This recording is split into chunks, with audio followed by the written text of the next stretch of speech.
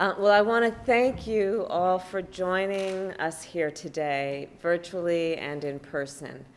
I've asked that you would join us, and I'm honored to have the White House Counsel, Dana Remus, here, to have a very candid and frank discussion about the work, the responsibility, the commitment, and the challenges of what it means to be the people who on the ground are upholding some of the most important tenets of our democracy, which is the work that you do and that your colleagues do every day, especially in election season, but all the days leading up to it, to ensure all Americans have an easy and accessible and available opportunity to exercise their right to vote.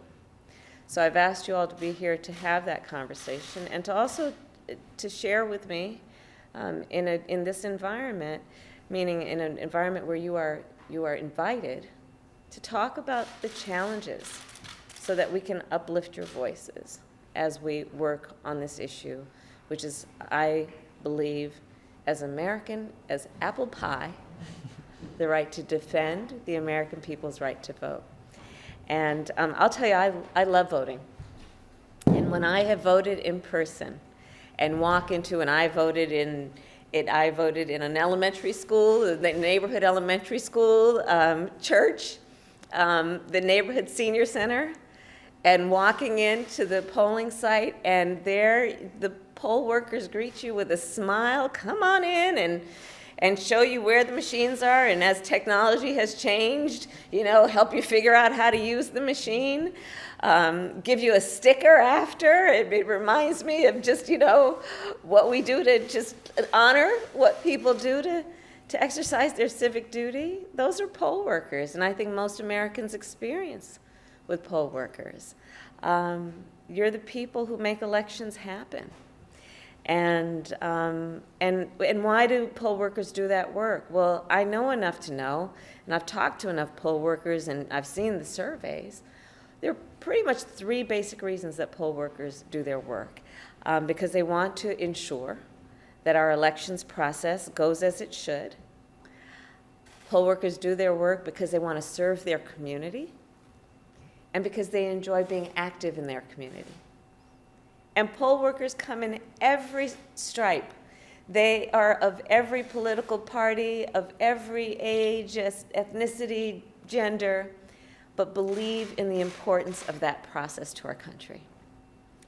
And I strongly believe, therefore, we dare not take the work of poll workers for granted. And I think we do. But the work of poll workers, unencumbered, without intimidation, without threats, should be a commitment that we all have, not only to them who serve, but to our democracy. And sadly, what we know is that the two components of the right to vote, one to cast your ballot and the other to make sure your ballot is counted, are under threat right now. We saw that poll workers, it talked about leading up to the 2020 election, the most recent big national election, began to receive threats, forcing some to have to work around the clock, getting protection, around-the-clock protection. Others were threatened and were afraid to go back to their homes because they were actually threatened to such an extent that they felt unsafe to be in their personal homes. And many of these threats came from folks who were, as we turned out, unhappy with the outcome of the election. And however, what we do know, and it is an undisputed fact by those who know and are informed and possess the facts, that the 2020 election was administered under the highest standards and nonpartisan standards. So what we want to do today is have a discussion about how we can ensure, as we go forward, that the American people have a fair, a transparent, accessible opportunity to exercise their voice through their vote. And as it relates to the work of our administration, we are very proud that we are really treating this with one of our highest levels of priority. anything from what the DOJ is doing over there around a task force to protect election officials and poll workers. 4 months ago, our administration and the president issued orders that include the order to increase voter access, including encouraging people to become nonpartisan poll workers.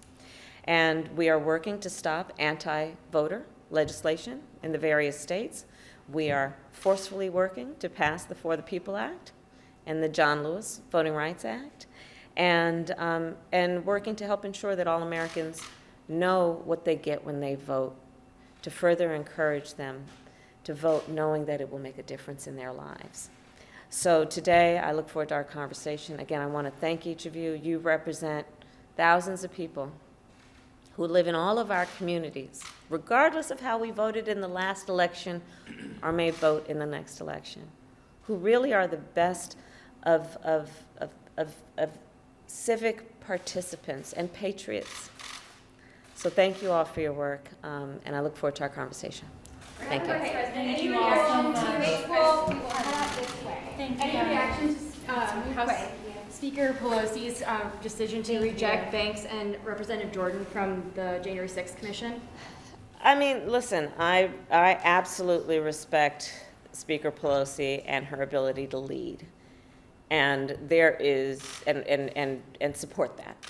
And there is no question in my mind, or I think most people's minds, that the American people deserve to have a thorough, a full, fair, and transparent process of getting down to what happened on January 6th, how it occurred, who was responsible, so that we can make sure that history does not repeat itself. That is in the best interest of all Americans. Okay. Thank you. You're welcome. Get started. Thank you.